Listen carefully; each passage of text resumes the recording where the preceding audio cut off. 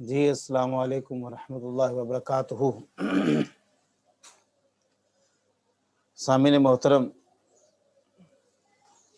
پچھلے دنوں ہمارے ایک طالب علم، ان کا سوال یہ تھا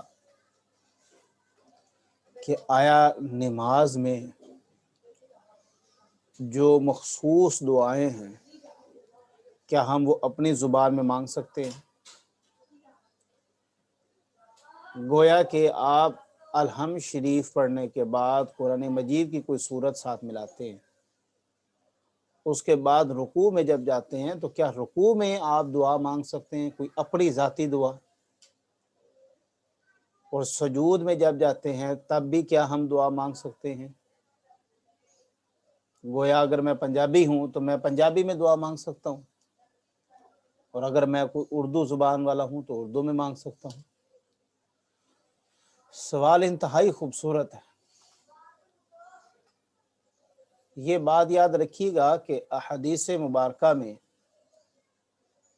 رکوع اور سجود میں کسی بھی خاص دعا کا تعین نہیں کیا گیا۔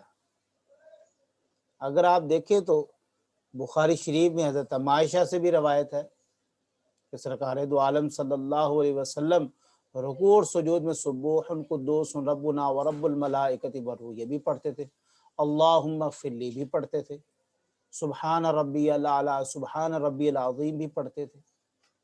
یہ جو تمام باتیں ہیں، یہ باتیں اس جانب اشارہ کر رہی ہیں کہ گویا سجدے میں انسان اپنے اللہ و تبارک تعالیٰ کے انتہائی نزدیک ہوتا ہے، اور وہ جو چاہے دعا کر سکتا ہے۔ گویا نماز کا جو یہ ٹرینڈ سیٹ کیا ہوا ہے ہم نے کہ بس ایک رٹی رٹائی نماز ہے، آپ جا رہے ہیں پڑھ رہے ہیں، جا رہے ہیں پڑھ رہے ہیں، وہ دل پہ اثر نہیں ہو رہا۔ وہ کیوں نہیں ہو رہا؟ ابھی آپ دیکھیں صحابی رسول کی روایت ہے، سرکار دو عالم صلی اللہ علیہ وسلم نے جب نماز کے دوران سمی اللہ لمن حمیدہ کہا تو انہوں نے ربنا لک الحمد حمدن کثیرا طیبا مبارکا فیہ یہ الفاظ ادا کیے۔ جیسے ہی سرکار دو عالم صلی اللہ علیہ وسلم نے نماز ختم فرمائی، مکمل کی، فوراً پوچھا یہ کون تھا جس نے یہ پڑھا؟ اب وہ تھوڑا سا گھبرا گئے، گویا ڈر گئے کہ میں نے شاید کوئی غلط کلمات کہہ دیے۔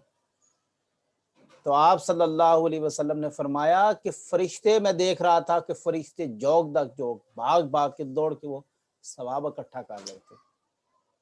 گویا نماز میں صرف آپ نے قرآن پاک کی یعنی کہ سورۃ الفاتحہ پڑھنی ہے، ایک سورت ملانی ہے، اس کے بعد تشہد میں التحیات اور درود کے بعد جو آپ دعائیں مانگ سکتے ہیں مانگے، رکوع اور سجود میں جو آپ دعائیں مانگتے ہیں مانگے۔ ابھی آپ دیکھیں پہلے سجدہ کرتا ہے اللہ اکبر اللہم اغفر لی، اب وہاں پر آپ یہ بھی کلمات کہہ دیتے، اس کے بعد وحدنی وعافنی ورزقنی ورفعنی یہ الفاظ بھی آپ کہہ دیتے ہیں، تو جائز ہیں یہ۔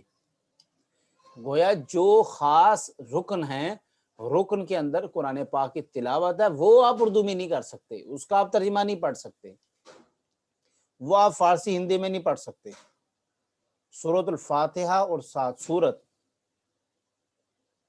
یہ آپ کو عربی میں ہی پڑھنی ہے۔ اس کے بعد آپ رکوع میں جب جائیں سبحان ربی الاعلیٰ سبحان ربی العظیم اللہم اغفر لی سبوح قدوس ربنا ورب الملائکۃ والروح یا حی یا قیوم، اردو میں اگر آپ دعا کرنا چاہتے ہیں تو یا اللہ میرے رزق میں اضافہ فرما۔ نماز کا تھوڑا سا ٹیسٹ ہو، آپ نماز پڑھیں تو آپ کو سرور آئے، ایک تعلق بن جائے اللہ کے ساتھ۔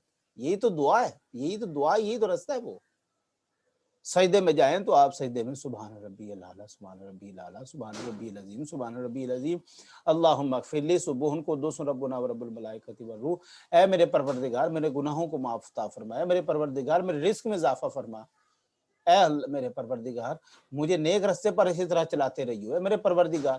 یہ دعائیں فرمائیں آپ جناب، آپ کو نماز کا سکون آئے گا، ایک سرور آئے گا نماز کا۔ یہ کیا ایک رٹی رٹائی نماز ہے، آپ بس پڑھ رہے ہیں کوئی پتہ ہی نہیں ہے، اثر ہی نہیں ہو رہا دل کے اوپر۔ اور وہ کیوں نہیں ہو رہا؟ کیونکہ ہم نماز کی جو حقیقت ہے اس کی روح سے آشنا ہی نہیں.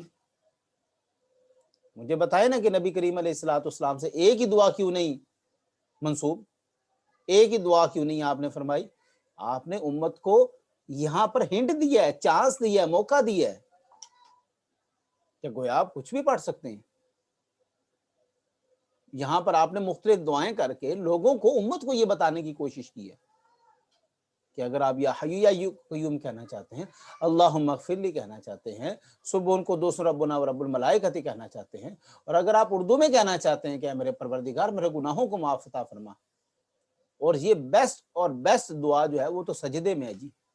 آپ سجدے میں کریں انشاءاللہ تبارک تعالیٰ, اس میں کسی بھی قسم کی کوئی قباحت, کسی بھی قسم کا کوئی مسئلہ, کسی بھی قسم کی کوئی غلطی نہیں ہے. بلکہ آپ اب ایسے نماز پڑھیں گے, آپ دیکھیے گا نماز کا ایک سرور آئے گا آپ کو, نماز کا ایک سکون سا آئے گا آپ کو. ایسا نہیں ہوگا کہ آپ گویا نماز پڑھیں گے تو آپ کو لگے گا میں نے تو غلطی کر دی ہے.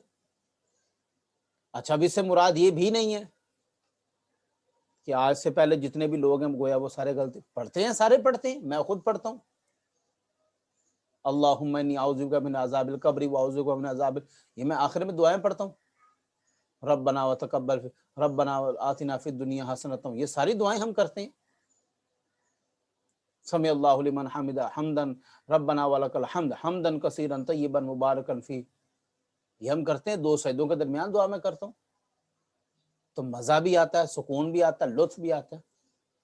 تو یہ جہاں تک بات ہے کہ نماز کو آپ در حقیقت یہ آپ کا اللہ کے ساتھ ایک تعلق ہے, ایک جوڑ ہے. وہ حدیث مبارکہ ہے, سرکار دو عالم صلی اللہ علیہ وسلم نے فرمایا, مفہوم حدیث ہے کہ نماز تو اللہ اور اس کے بندے کا ایک ربط ہے, گویا معراج ہے یہ. اور معراج میں کیا ہوتا ہے؟ گفتگو ہوتی ہے, بات چیت ہوتی ہے. ایسے تھوڑی رٹے رٹائے الفاظ آپ پڑھ دیں گے بس. تو لہٰذا نماز کو آپ اللہ کے ساتھ تعلق سمجھ کے پڑھیے. اس کی بندگی تو ہے, اس کی عبادت تو ہے, لیکن آپ نماز پڑھ رہے ہوں گویا معلوم ہو کہ میں اس کے ساتھ بات چیت کر رہا ہوں, میری کنورسیشن چل رہی ہے.